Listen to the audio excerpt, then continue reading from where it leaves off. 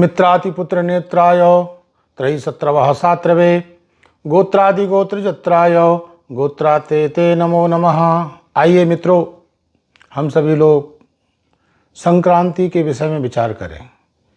संक्रांति सूर्य के संक्रमण काल को कहा जाता है। सूर्य जब एक राशि को छोड़ करके दूसरी राशि में जाता है, उस काल को संक्रांति काल कहा जाता है। जिस राशि को छोड़ता है और जिस राशि पर जाता है, संक्रांति उसी नाम से जानी जाती है। इसलिए पूरे वर्ष में 12 संक्रांति होती हैं।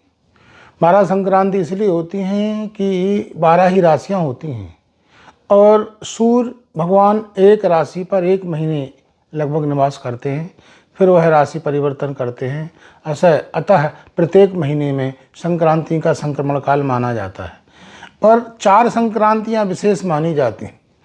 एक तो मकर संक्रांति विशेष मानी जाती है क्योंकि इससे अयन का निर्धारण होता है, और दूसरी कर्क संक्रांति मानी जाती है, इससे भी अयन का निर्धारण दक्षिणायन निश्चित होता है। और एक विषुव संक्रांति, मेष की संक्रांति विषुव मानी जाती है, तुला की संक्रांति भी विषुव मानी जाती है। इससे गोल का निर्धारण होता है। गोल का निर्धारण और अयन का निर्धारण होने के कारण ये 4 राशियां ही मुख्य मानी जाती हैं। वैसे अलग अलग राशियों में अलग अलग फल प्राप्त होता है। वास्तव में राशियां जो होती हैं 3 प्रकार की होती, चर, स्थिर और द्विस्वभाव।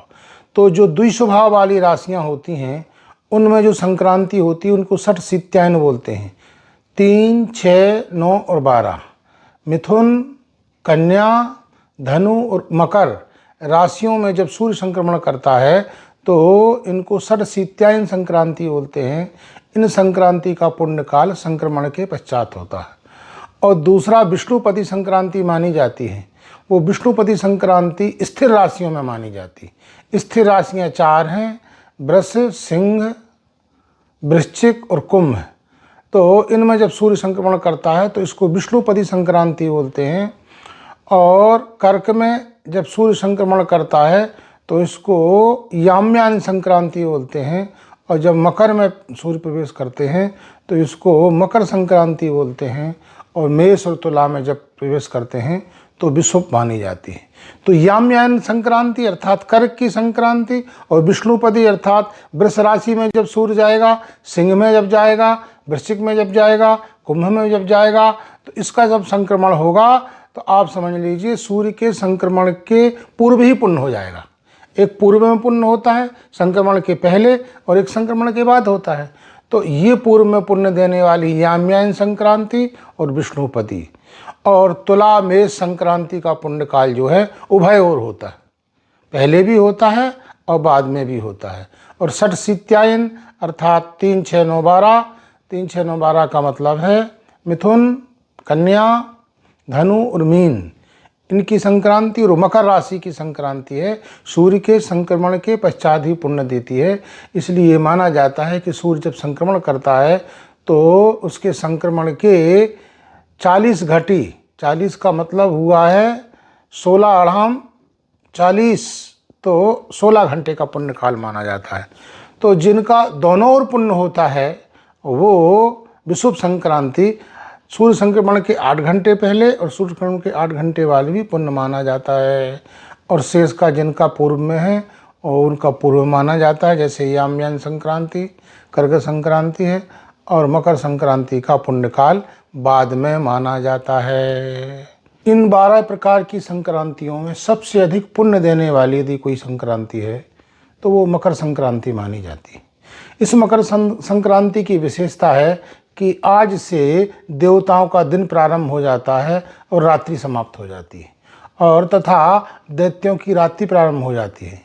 और आज से सारी जितने भी शुभ कार्य हैं वो सारे के सारे शुभ कार्य प्रारंभ हो जाते हैं। ये देवताओं का दिन माना जाता है। समस्त मांगलिक कार्य करने का व्यक्ति को अधिकार मकर संक्रांति से प्राप्त हो जाता है, क्योंकि भगवान सूर्य नारायण उत्तर दिशा की ओर लंबायमान होकर चलने लगते हैं। तो मकर संक्रांति में क्या करना चाहिए, क्या नहीं करना चाहिए, क्या करने से क्या लाभ होता है और क्या ना करने से क्या हानि होती है, इसका बड़ा विचार शास्त्र में किया गया। पहली बात तो यह है कि जब सूर्य संक्रमण प्राप्त हो मकर तो रवि संक्रमणे प्राप्ते न स्नानात्यस्तु मानवः सप्त जन्म निरोगी स्यान् निर्धनश्चैव जायते। तो जब मकर संक्रांति प्राप्त हो तो सर्वप्रथम स्नान करना चाहिए। तो स्नान करने के लिए कहते हैं तिल बड़ा विशेष महत्व रखती है। तिल लगाकर यदि हम स्नान करेंगे तो हमारे रोम रोम के रोग निकल जाएंगे और 7 जन्म तक आप समझ लीजिए हम दरिद्री नहीं रहेंगे। जो व्यक्ति स्नान नहीं करता है मकर संक्रांति में तो वो आप समझ लीजिए 7 जन्म तक दरिद्री होता है। इसलिए प्रत्येक व्यक्ति को स्नान करना चाहिए। तिल के स्नान का बड़ा विशेष महत्व माना गया है। तिल लगा करके वैसे आप समझ लीजिए तिल 60 तिल का बड़ा महत्व है। तिल स्नाई, तिलोतवर्ती, तिल होमी, तिलोदकी, तिल भुक, तिल दाता, 60 तिलाह पाप नाशका। तिल से पाप नष्ट हो जाता है। ये 6 प्रकार की तिल का उपयोग करना चाहिए। एक तो तिल लगाकर स्नान करना चाहिए, तिल का उद्वर्तन करना चाहिए, आज तिल का होम देना चाहिए, तिल को जल में मिलाकर के स्नान करना चाहिए, तिल को भक्षण करना चाहिए और तिल का दान करना चाहिए। ये 60 तिलाह पाप नाशका, ये पाप को नष्ट करने वाली होती हैं। और तिल से, काली तिल से स्नान करना चाहिए और सफ़ेद तिल से भी तर्पण श्राद्ध करना चाहिए।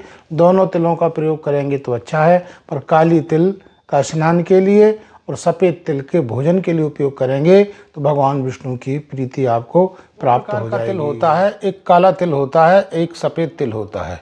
तो तस्याम कृष्ण तिलई स्नानम कार्यम चौतवर्तनम तिलई।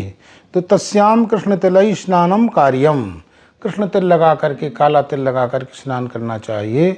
और श्वेत तिल जो होता है देवादि तर्पणम, और कृष्ण तिलई पितृतर्पणम च कार्यम, पितरों का तर्पण जो है काले तिल से करना चाहिए और श्वेत तिल से देवताओं का तर्पण करना चाहिए।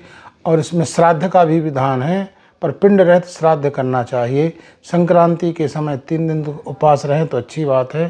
संक्रांतौ यानि दत्तानि हव्य कव्यानि दातृभिः तानि नित्यम ददात्यर्कम पुनर्जन्मनि जन्मनि। तो संक्रांति काल में जो व्यक्ति हव्य और कव्य देता है, देवताओं को, पितरों को देता है, तो वह सारे का सारा भगवान सूर्य को प्राप्त होता है और प्रसन्न होकर के सूर्य अनेक जन्मों तक, प्रत्येक जन्म में उस दाता को देते रहते हैं।